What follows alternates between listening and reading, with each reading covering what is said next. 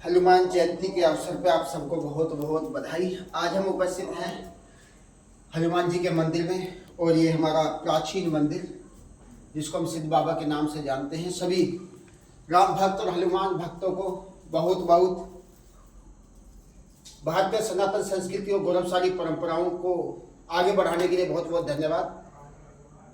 सभी हनुमान भक्तों राम भक्तों से इतना ही निवेदन करेंगे कि ये सनातन का काल है। चारों तरफ जिधर देखो हमारी युवा पीढ़ी में एक आक्रोश दिखाई दे रहा है परिवर्तन का, और भारत को सनातन राष्ट्र बनाने के लिए एक जज्बा है। क्यों ना हम इस संकल्प को शीघ्र ही पूरा करें। यदि प्रत्येक नौजवान संकल्प ले ले और साथ खड़ा हो जाए। हमारे बागेश्वर महाराज सनातन राष्ट्र के संकल्प को लेकर के आगे बढ़ रहे हैं। चाहे कोई भी सनातन की बात करने वाला व्यक्ति, हमें यह नहीं देखना चाहिए कि कौन है, चाहे वो स्वामी रामदेव जी हों, चाहे वैदिक राष्ट्र की मांग करने वाले आर्य समाजी हों, हिंदू लोग सनातन की बात करते हैं। सनातन और वैदिक और ये हिंदू कोई अलग अलग नहीं है, बल्कि एक ही सिक्के के कई पहलू हैं। तो हम सनातन वैदिक हिंदू राष्ट्र की उद्घोषणा आज हनुमान जयंती के अवसर से करना चाह रहे हैं, और प्रत्येक नौजवान से संकल्प लेना चाहते हैं कि आप कुछ करो या ना करो, लेकिन प्रतिदिन आधा घंटा व्यायाम करने का और दंड बैठक लगाने का, क्योंकि हनुमान जी ब्रह्मचारी थे और प्रतिदिन व्यायाम करते थे।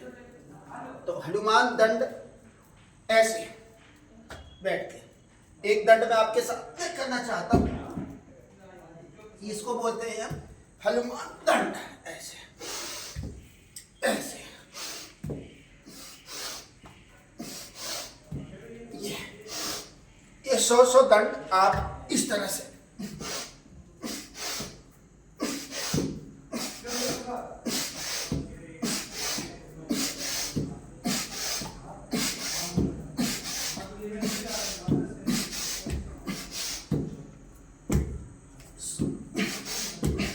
जय हनुमान ज्ञान गुण सागर, तीन लोग कपि मुनि सागर, तीन लोग अतुलित बल धामा।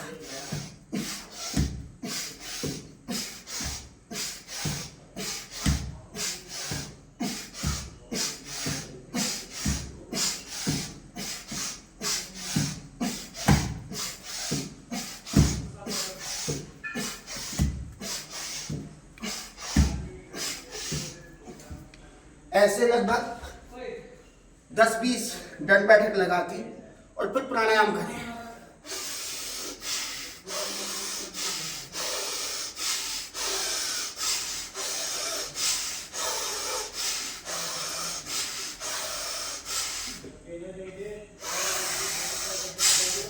हनुमान जी को हम पवन पुत्र भी बोलते हैं।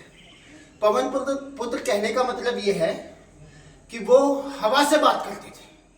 तो हमारे जीवन में तूफान होना चाहिए।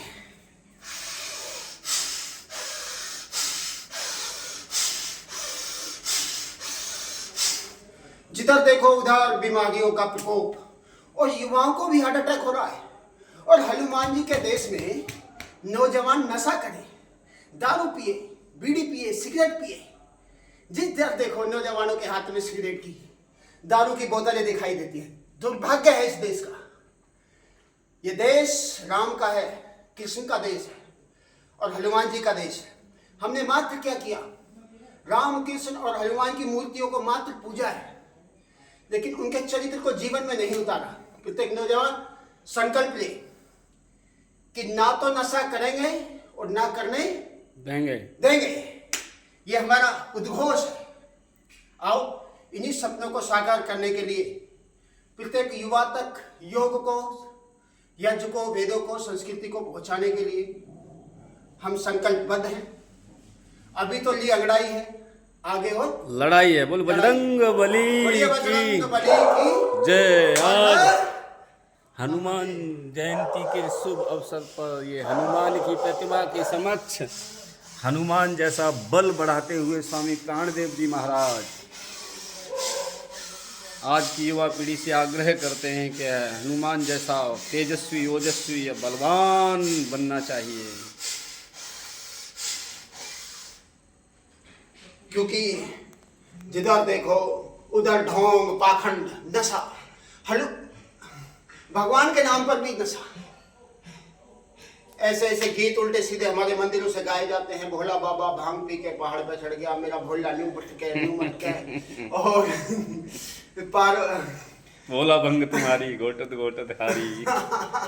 तो ऐसी बेकार की छिछोरी बात है। मुझसे ना घोटी जाए तेरी एक दिन आगे होए तो घोटू। श्री कृष्ण जी को भी लेकर के गोपियों के साथ डिस्कोर और क्या क्या 16,000 नारियों के साथ श्री कृष्ण को मटका रहे। अरे चरित्रवान राष्ट्र कैसे बनेगा जिसके आदर्श। आओ, श्री कृष्ण जी तो ब्रह्मचारी थे, उनकी एक ही पत्नी थी रुक्मणी। राधा नाम का कोई कॉन्सेप्ट था ही नहीं उनके जीवन में।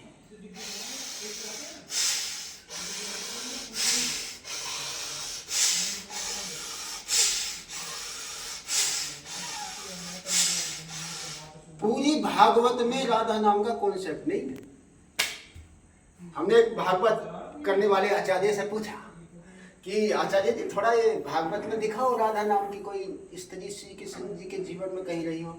तो भागवत आचार्य जी कहने लगे, स्वामी जी आप तो पढ़े लिखे आदमी हो, गुरुकुल के पढ़े हो, समझदार हो, आप छोड़ो ये सब बातें। मैंने कहा फिर ये समझो कि ये तो सब खाने कमाने की बात है। तो देखो, धर्म कोई खाने कमाने की चीज़ नहीं हो सकती। धर्म तो विशुद्ध है। तो शुद्ध सनातन का प्रचार हमें करना है। श्री कृष्ण का विवाह रुक्मणी के साथ हुआ था। राधा नाम की कोई स्त्री उनके पूरे जीवन काल में उनके संपर्क में आई ही नहीं, ना तो प्रेमिका के रूप में ना पत्नी के रूप में। तो ये सब बातें